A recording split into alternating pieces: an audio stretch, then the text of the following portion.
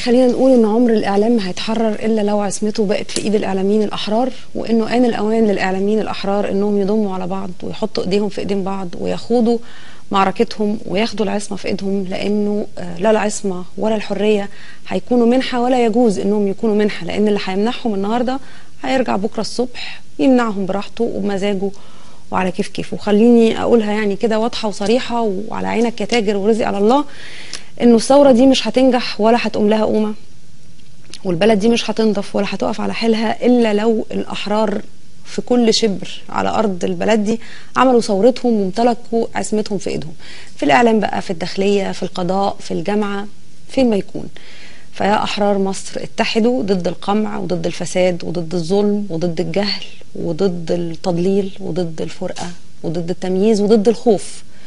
ثوروا تصحوا ولكم في الشعب أسوة حسنة. ومفيش حاجة ببلاش، الحرية ليها تمن ومهرها غالي وغالي جدا. احنا بقى قد المهر ده ولا لأ؟ هو ده السؤال.